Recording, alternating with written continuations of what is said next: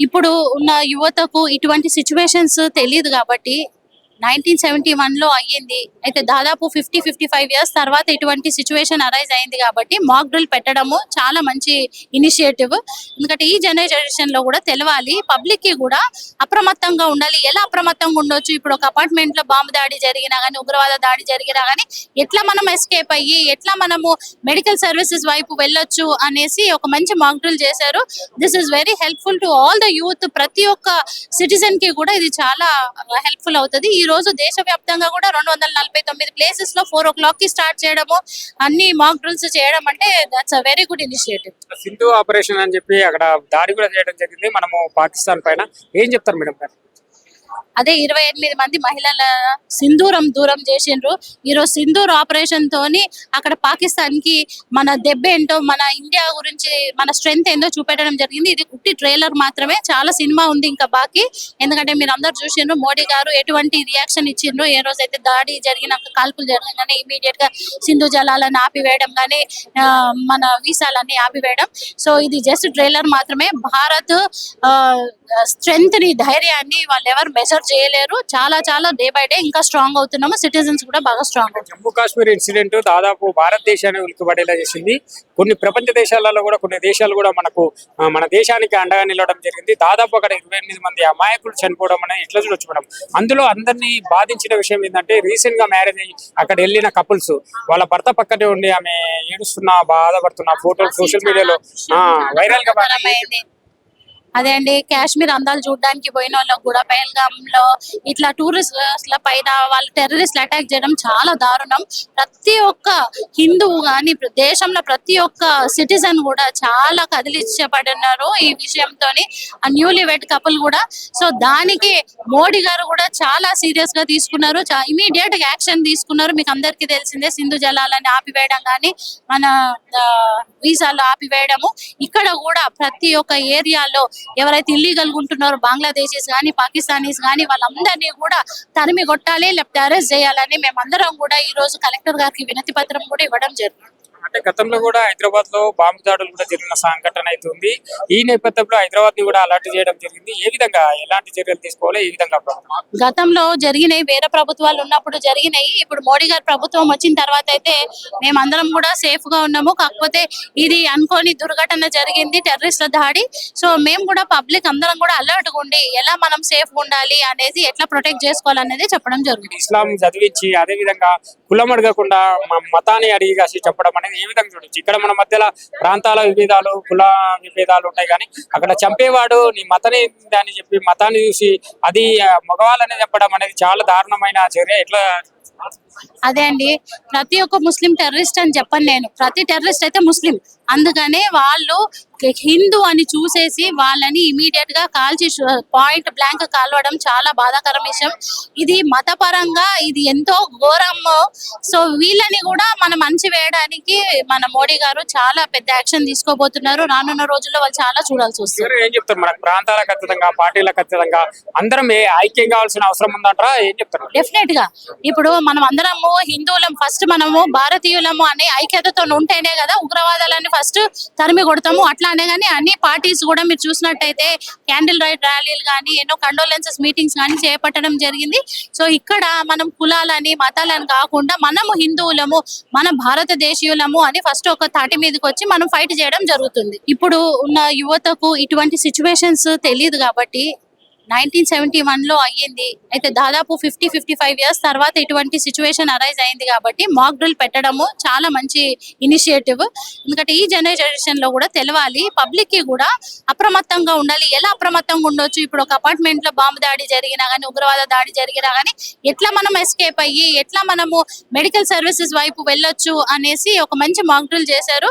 This is very helpful to all the youth. ప్రతి ఒక్క citizen కి కూడా ఇది చాలా హెల్ప్ఫుల్ అవుతుంది. ఈ రోజు దేశవ్యాప్తంగా కూడా 249 ప్లేసెస్ లో 4 o'clock కి స్టార్ట్ చేయడము, అన్ని మాక్ డ్రిల్స్ చేయడం అంటే that's a very good initiative. Sindhu operation అని చెప్పి అక్కడ దాడి కూడా చేయడం జరిగింది మనము పాకిస్తాన్ పైన. ఏం చెప్తారు మేడం గారు? అదే 28 మంది మహిళల సింధూరం దూరం చేసిండ్రు. ఈరోజు సింధూర్ ఆపరేషన్ తోని అక్కడ పాకిస్తాన్ కి మన దెబ్బ ఏంటో, మన ఇండియా గురించి మన స్ట్రెంగ్త్ ఏందో చూపెట్టడం జరిగింది. ఇది కుట్టి ట్రైలర్ మాత్రమే, చాలా సినిమా ఉంది ఇంకా బాకీ. ఎందుకంటే మీరు అందరు చూసిండ్రు మోడీ గారు ఎటువంటి రియాక్షన్ ఇచ్చిండ్రు. ఏ రోజైతే దాడి జరిగిన కాల్పులు జరగగానే ఇమీడియట్ గా సింధు జలాలను ఆపివేయడం కానీ మన వీసాలన్నీ ఆపివేయడం. సో ఇది జస్ట్ ట్రైలర్ మాత్రమే. భారత్ స్ట్రెంగ్త్ ని, ధైర్యాన్ని వాళ్ళు ఎవరు మెజర్ చేయలేరు. చాలా చాలా డే బై డే ఇంకా స్ట్రాంగ్ అవుతున్నాము. సిటిజన్స్ కూడా బాగా స్ట్రాంగ్ అవుతున్నారు. జమ్మూ కాశ్మీర్ ఇన్సిడెంట్ దాదాపు భారతదేశాన్ని ఉలిక్కిపడేలా చేసింది. కొన్ని ప్రపంచ దేశాలలో కూడా కొన్ని దేశాలు కూడా మన దేశానికి అండగా నిలవడం జరిగింది. దాదాపు అక్కడ 28 మంది అమాయకులు చనిపోవడం అనేది ఎట్లా చూడొచ్చు మేడం. అందులో అందరినీ బాధించిన విషయం ఏంటంటే, రీసెంట్ గా మ్యారేజ్ అయ్యి అక్కడ వెళ్ళిన కపుల్స్ వాళ్ళ భర్త పక్కనే ఉండి ఆమె ఏడుస్తున్నా, బాధపడుతున్న ఫోటోలు సోషల్ మీడియాలో వైరల్ గా అయింది. అదే అండి, కాశ్మీర్ అందాలు చూడడానికి పోయిన వాళ్ళకు కూడా పహల్గామ్ లో ఇట్లా టూరిస్ట్ల పైన వాళ్ళు టెర్రరిస్ట్లు అటాక్ చేయడం చాలా దారుణం. ప్రతి ఒక్క హిందువు గాని దేశంలో ప్రతి ఒక్క సిటిజన్ కూడా చాలా కదిలించబడినారు ఈ విషయంతో. ఆ న్యూలీ వెడ్ కపుల్ కూడా. సో దానికి మోడీ గారు కూడా చాలా సీరియస్ గా తీసుకున్నారు, ఇమీడియట్ యాక్షన్ తీసుకున్నారు. మీకు అందరికీ తెలిసిందే, సింధు జలాలని ఆపివేయడం కానీ మన వీసాలు ఆపివేయడము. ఇక్కడ కూడా ప్రతి ఒక్క ఏరియాలో ఎవరైతే ఇల్లీగల్ ఉంటున్నారో బంగ్లాదేశీస్ కానీ పాకిస్తానీస్ కానీ వాళ్ళందరినీ కూడా తరిమి కొట్టాలి, లేకపోతే అరెస్ట్ చేయాలని మేమందరం కూడా ఈ రోజు కలెక్టర్ గారికి వినతి పత్రం కూడా ఇవ్వడం జరిగింది. అంటే గతంలో కూడా హైదరాబాద్ లో బాంబు దాడులు కూడా జరిగిన సంఘటన అయితే ఉంది. ఈ నేపథ్యంలో హైదరాబాద్ ని కూడా అలర్ట్ చేయడం జరిగింది. ఏ విధంగా ఎలాంటి చర్యలు తీసుకోవాలి, ఏ విధంగా గతంలో జరిగినాయి, వేరే ప్రభుత్వాలు ఉన్నప్పుడు జరిగినాయి. ఇప్పుడు మోడీ గారి ప్రభుత్వం వచ్చిన తర్వాత అయితే మేమందరం కూడా సేఫ్ గా ఉన్నాము. కాకపోతే ఇది అనుకోని దుర్ఘటన జరిగింది, టెర్రరిస్ట్ల దాడి. సో మేము కూడా పబ్లిక్ అందరం కూడా అలర్ట్ గా ఉండి ఎలా మనం సేఫ్ ఉండాలి అనేది, ఎట్లా ప్రొటెక్ట్ చేసుకోవాలనేది చెప్పడం జరుగుతుంది. ఇస్లాం చదివించి అదే విధంగా కులం అడగకుండా మతాన్ని అడిగి కాసి చెప్పడం అనేది ఏ విధంగా చూడొచ్చు. ఇక్కడ మన మధ్యలో ప్రాంతాల విభేదాలు, కుల విభేదాలు ఉంటాయి, కానీ అక్కడ చంపేవాడు నీ మతని అని చెప్పి మతాన్ని చూసి అది మగవాళ్ళని చెప్పడం అనేది చాలా దారుణమైన చర్య. ఎట్లా అదే అండి, ప్రతి ఒక్క ముస్లిం టెర్రరిస్ట్ అని చెప్పను నేను. ప్రతి టెర్రరిస్ట్ అయితే ముస్లిం. అందుకనే వాళ్ళు హిందూ అని చూసేసి వాళ్ళని ఇమీడియట్ గా కాల్చి పాయింట్ బ్లాంక్ కాల్వడం చాలా బాధాకరం విషయం. ఇది మతపరంగా ఇది ఎంతో ఘోరం. సో వీళ్ళని కూడా మనం మంచి వేయడానికి మన మోడీ గారు చాలా పెద్ద యాక్షన్ తీసుకోబోతున్నారు. రానున్న రోజుల్లో వాళ్ళు చాలా చూడాల్సి వస్తుంది. ఏం చెప్తారు, మన ప్రాంతాలకు ఖచ్చితంగా, పార్టీలకు ఖచ్చితంగా అందరం ఐక్యం కావాల్సిన అవసరం ఉందంటారా, ఏం చెప్తారు? డెఫినెట్ గా ఇప్పుడు మనం అందరము హిందువులం, ఫస్ట్ మనము భారతీయులము అనే ఐక్యతతో ఉంటేనే కదా ఉగ్రవాదాలని ఫస్ట్ తరిమి కొడతాము. అట్లానే కానీ అన్ని పార్టీస్ కూడా మీరు చూసినట్టయితే క్యాండిల్ లైట్ ర్యాలీలు కానీ, ఎన్నో కండోలెన్సెస్ మీటింగ్స్ కానీ చేపట్టడం జరిగింది. సో ఇక్కడ మనం కులాలని మతాలని కాకుండా మనము హిందువులము, మన భారతదేశీయులము అని ఫస్ట్ ఒక తాటి మీదకి వచ్చి మనం ఫైట్ చేయడం జరుగుతుంది. ఇప్పుడు ఉన్న యువతకు ఇటువంటి సిచ్యువేషన్స్ తెలియదు కాబట్టి 1971 లో అయ్యింది. అయితే దాదాపు 55 ఇయర్స్ తర్వాత ఇటువంటి సిచ్యువేషన్ అరైజ్ అయింది కాబట్టి మాక్ డ్రిల్ పెట్టడము చాలా మంచి ఇనిషియేటివ్. ఎందుకంటే ఈ జనరేషన్ లో కూడా తెలవాలి, పబ్లిక్ కి కూడా అప్రమత్తంగా ఉండాలి. ఎలా అప్రమత్తంగా ఉండొచ్చు, ఇప్పుడు ఒక అపార్ట్మెంట్ లో బాంబు దాడి జరిగినా గానీ, ఉగ్రవాద దాడి జరిగినా గానీ ఎట్లా మనం ఎస్కేప్ అయ్యి ఎట్లా మనము మెడికల్ సర్వీసెస్ వైపు వెళ్ళొచ్చు అనేసి ఒక మంచి మాక్ డ్రిల్ చేశారు. This is very helpful to all the youth. ప్రతి ఒక్క సిటిజన్ కి కూడా ఇది చాలా హెల్ప్ఫుల్ అవుతుంది. ఈ రోజు దేశవ్యాప్తంగా కూడా 249 ప్లేసెస్ లో 4 o'clock కి స్టార్ట్ చేయడము, అన్ని మాక్ డ్రిల్స్ చేయడం అంటే that's a very good initiative. Sindhu operation అని చెప్పి అక్కడ దాడి కూడా చేయడం జరిగింది మనము పాకిస్తాన్ పైన. ఏం చెప్తారు మేడం? అదే 28 మంది మహిళల సింధూరం దూరం చేసిండ్రు. ఈరోజు సింధూర్ ఆపరేషన్ తోని అక్కడ పాకిస్తాన్ కి మన దెబ్బ ఏంటో, మన ఇండియా గురించి మన స్ట్రెంగ్త్ ఏందో చూపెట్టడం జరిగింది. ఇది కుట్టి ట్రైలర్ మాత్రమే, చాలా సినిమా ఉంది ఇంకా బాకీ. ఎందుకంటే మీరు అందరు చూసిండ్రు మోడీ గారు ఎటువంటి రియాక్షన్ ఇచ్చిండ్రు. ఏ రోజైతే దాడి జరిగిన కాల్పులు జరగగానే ఇమీడియట్ గా సింధు జలాలను ఆపివేయడం కానీ మన వీసాలన్నీ ఆపివేయడం. సో ఇది జస్ట్ ట్రైలర్ మాత్రమే. భారత్ స్ట్రెంగ్త్ ని, ధైర్యాన్ని వాళ్ళు ఎవరు మెజర్ చేయలేరు. చాలా చాలా డే బై డే ఇంకా స్ట్రాంగ్ అవుతున్నాము. సిటిజన్స్ కూడా బాగా స్ట్రాంగ్ అవుతున్నారు. జమ్మూ కాశ్మీర్ ఇన్సిడెంట్ దాదాపు భారతదేశాన్ని ఉలిక్కిపడేలా చేసింది. కొన్ని ప్రపంచ దేశాలలో కూడా కొన్ని దేశాలు కూడా మన దేశానికి అండగా నిలవడం జరిగింది. దాదాపు అక్కడ 28 మంది అమాయకులు చనిపోవడం అనేది ఎట్లా చూడొచ్చు మేడం.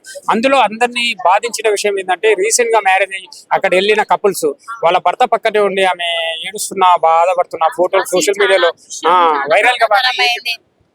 అదే అండి, కాశ్మీర్ అందాలు చూడడానికి పోయిన వాళ్ళకి కూడా పహల్గామ్ లో ఇట్లా టూరిస్ట్ల పైన వాళ్ళు టెర్రరిస్ట్లు అటాక్ చేయడం చాలా దారుణం.